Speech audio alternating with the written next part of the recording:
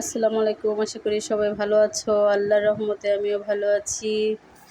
আজকে আমি দোকানে যাব, তার জন্য সকাল সকাল উঠে বের হয়ে গেলাম। এই যে আমি এখন আমাদের গলি দিয়ে বের হচ্ছি, দোকানে যাচ্ছি। দোকানে এসে পড়েছি।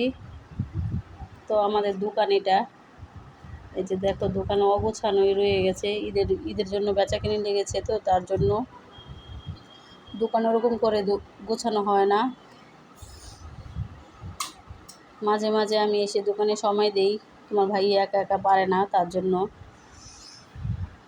যে আমি এখানে দোকানে এসে পড়েছি। আমার বাসা যে অনেক রান্না বান্না আছে, তো এই যে আমি এখানে মুরগির মাংস মাখিয়ে আজকে বিরিয়ানি রান্না করব, তার জন্য প্যাকেটের মশলা দিয়ে ঝটপট করে রান্না করার চেষ্টা করতেছি। বিকাল হয়ে গেছে, তো আমি এখানে আবার আদা বাটা ছিল না, তার জন্য আদাগুলো বেটে নিলাম। এখানে পেঁয়াজটি লাল লাল করে নিচ্ছি, তাড়াতাড়ি করছি, সারাদিন কেউ কিছু খায়নি, তার জন্য মুরগি দিয়ে এখানে কষিয়ে ফেলছি মুরগির মাংসটা।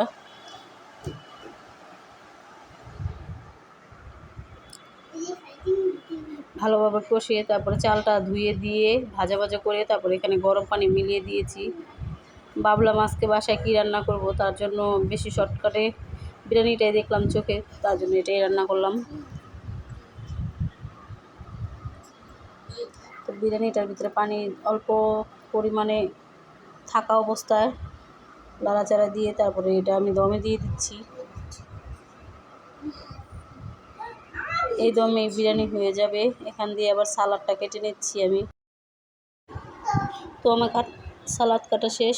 এখন আমি যে পোলাওটা দমে দিয়ে দিয়েছি, হয়ে গেছে। তো তোমার ভাইয়া এখানে এসে পড়েছে, যে এখানে সালাডটা মাখিয়ে নিচ্ছে উনি। তো সবাইকে খাওয়ান দিয়ে দিচ্ছি।